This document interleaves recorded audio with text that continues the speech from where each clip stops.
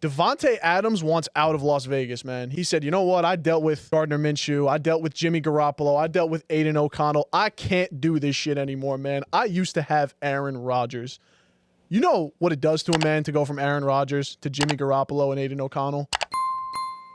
Not good things. It makes him demand out. I think we're seeing what's going on. So it makes him demand out. And there's been quite a few teams thrown out there, thrown in the mix. I think one is kind of staring everyone in the face.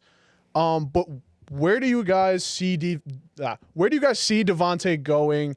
Do you see it happening soon, like this week, next week? Like what's the scoop here? I mean, I don't think he lasts more than a week or two there. I mean, it's been a thing that he didn't want to play there. I think we all knew this without him outright saying it. This man was throwing temper tantrums like while mic'd up and on camera for like documentaries.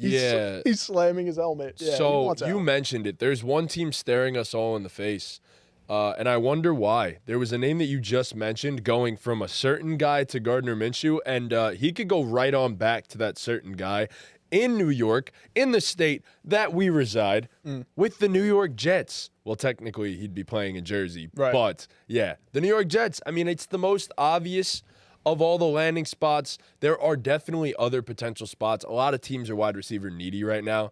But, look, if we're being honest, there's one answer and one answer only. You get Davante Adams there, and it's like almost nothing new to him. He's already been in the Hackett system, which is basically the Aaron Rodgers system. Yep. And he understands it. They had a mind meld unlike any other that we've ever seen potentially in NFL history, just between a quarterback and a receiver in terms of, I know exactly what Davante's going to do on this play, and Davante knows exactly what Aaron wants him to do on this play. So I think it was the perfect storm this week where you had the Jets absolutely look horrific and lose to the Denver Broncos. And Garrett Wilson is quickly proving he's not the guy we all thought he was. And that's just simply a fact at this point. I think we could all come to terms with the fact that G-Dub just is proving that he's not a legitimate number one with the absolute dog in him. And no drip, by the way. His jersey looks really stupid. So yeah, not wearing gloves is kind of crazy. But it was pouring. A lot of the guys took True. the gloves off, so they get really slippery. Crazy. I live 15 minutes from MetLife, 20 minutes from MetLife Stadium. Like not far at all. Not a drop of rain outside my house, but it was pouring for me. Really? Yeah. I felt like maybe I was just oblivious to it, but you probably were. Yeah, it's all right. Go ahead, Chris. What do you think about this? So, one? New York Jets, Davante Adams. It's obvious. Go make it happen. Second-round pick, Hassan Reddick. That's all it takes. Yeah, I mean, I would have loved to come up here and throw some other teams out there. I mentioned the Chiefs in the group chat. It just makes too much sense. I mean, this is something that, people have been speculating about for over a year now. I know our good friend Dean has been preaching about this for over a year now. I don't really have any thoughts that you guys didn't say. It just makes too much sense. He's not only played with Aaron Rodgers, but played in pretty much this exact system. We're seeing that the Jets need more playmakers, and it's something that we've said, I'm sure, all offseason. It's something that I was very, very adamant about going into the season, but I guess it was something that they kind of needed to see first, and I think they were waiting for this guy to become available. They weren't going to go sign Mike Thomas off the street like we said, sign Hunter Renfrow. They were waiting because something that you said in the chat, Garrett Wilson might not be in number one that we all thought. So this team might not need Hunter Renfrow. They need a number one. And, a big thing with why it's not working, it's a lot of timing issues with Aaron Rodgers and the receivers not being on the same page. And you bring in a guy who their connection is one of the best quarterback wide receiver connections. It won't be one of the best, like it will be one of the best quarterback receiver connections in the league, but it's one of the best quarterback receiver connections of all time history. It simply is. Sorry that took so long to get out, but no, you could put that out there because it's the truth. It just makes too much sense. And I mean, they're only asking for a second-round pick. That's on the Jets side of thing, it's a no-brainer. So I think it was a second plus like another future asset. draft, plus like another asset. The main draft capital will be the second round pick. This is the perfect opportunity for. I don't know if they're able to do it, but if Hassan Reddick is available to be traded again, I know he can't to the Eagles because he was already traded by the Eagles. Bro, why not to the Raiders?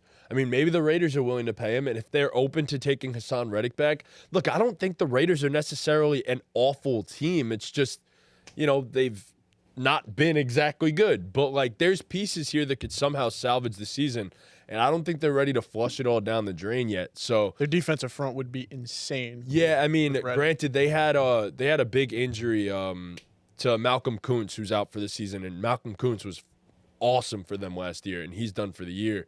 I think he is at least. You get Hassan Reddick, though, now you're getting an elite pass rusher to pair with Max Crosby and Christian Wilkins if you're getting a healthy and motivated Reddick, and if you want to extend him. So I'm thinking, I think the Jets would be willing, because I think there potentially is other teams that would give up a second-round pick for him. Why not give up a first?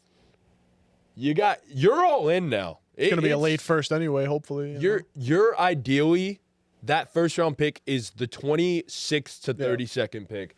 And if you're going all in on this season, screw it. Go all in.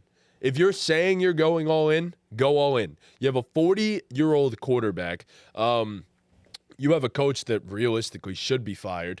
But you have such an old roster that it's like, okay, we've bought ourselves into a one-year championship window, essentially. Why stop now? Like, why stop now? Especially when you got one of the premier alphas in the entire NFL staring you straight in the face and essentially telling you that he wants to come back. To Aaron, not to the Jets, obviously, but right. It's obvious. It's a match made in heaven right now, and it needs to happen. I think the Jets would be crazy not to. Yeah, I mean, Aaron needs Davante, and Davante needs Aaron. It's like you just said there at the end. It's a match made in heaven. This Jets this past week was bad. Like, I know it was pouring rain, and Aaron Rodgers said it's basically an outlier game. I don't know about that.